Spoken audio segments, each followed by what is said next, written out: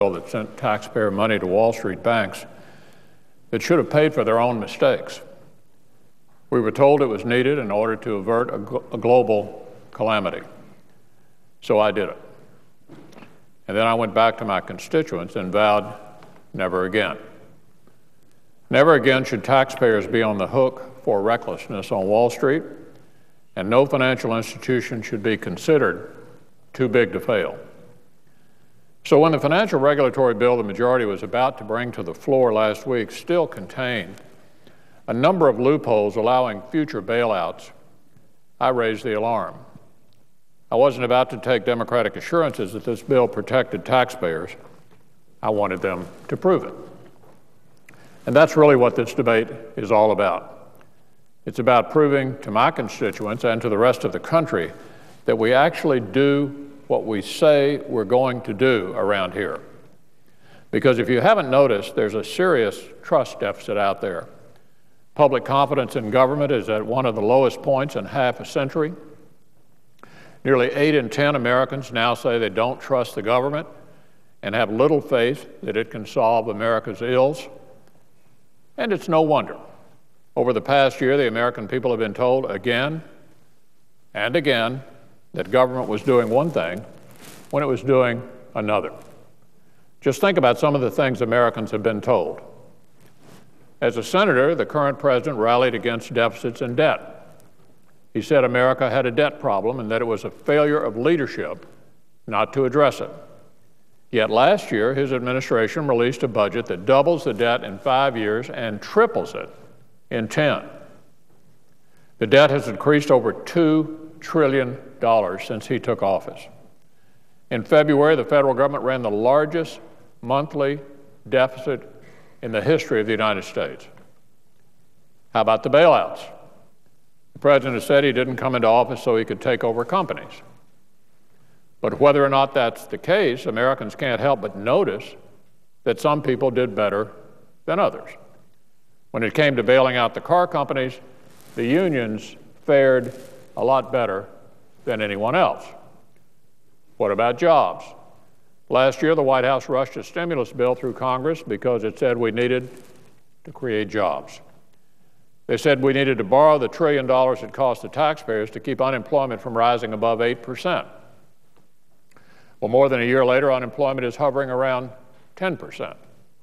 All told, we've lost nearly 4 million jobs since the president was sworn in. Then there was health care. I'll leave aside the substance for a moment and just talk about the process. Americans were told the process would be completely transparent. All the negotiations would be broadcast live on C-SPAN.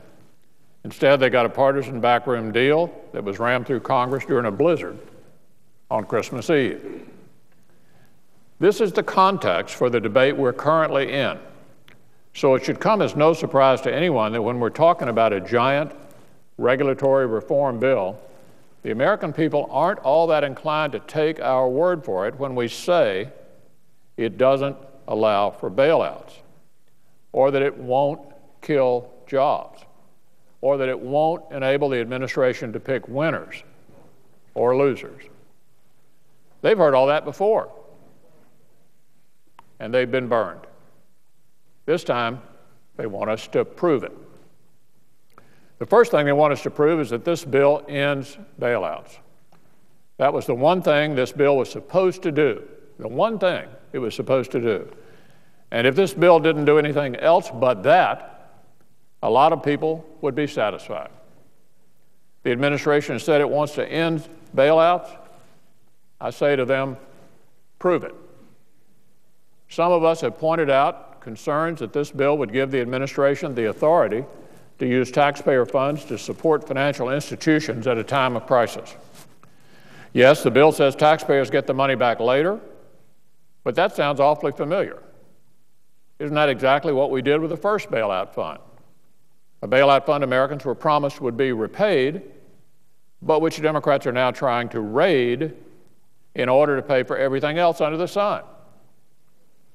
If a future administration thinks there is a crisis that requires using taxpayer funds, then they should have to get permission from the taxpayers first. get permission from the taxpayers first. It isn't enough for someone in the administration to say it's so. They need to come to Congress before they write the check. If this bill isn't like the first bailout, prove it. As I said, we've seen in other bailouts that some have treated better than others. This bill appears to enable the same thing by allowing the FDIC to treat creditors with equal claims differently. If the proponents of this bill think this bill does not allow the administration to pick winners and losers, they need to prove it. This bill also contains a number of provisions that threaten the ability of small business to hire new workers. Other provisions would send jobs overseas. And just this morning, the Wall Street Journal pointed out a provision that would put new regulatory burdens on startup businesses that would make it harder for them to get off the ground. If this bill doesn't create burdensome new regulations that would make it harder for Americans to dig themselves out of this recession, then prove it. Prove it. Every indication is that the chairman and the ranking member are making progress in their discussions, and that this bill will have needed improvements. And that's good. Some of the concerns I've just raised are among the topics being discussed. But in the end, Americans aren't rooting for some deal. They've asked us for clarity. They're asking us not for verbal assurances, but for concrete proof. Because at the end of the day, I need to be able to look my constituents in the eye and prove to them that this bill does not allow any bailouts. I need to prove to them that this bill doesn't treat some favored groups better than others. I need to prove to them that this strengthens the economy, that it doesn't make it worse. People need to be convinced that we're doing what we are saying we're doing. This time they want proof. And frankly, I don't blame them. Madam President, I suggest the absence of quorum. Clerk will call the roll. Mr. Akaka.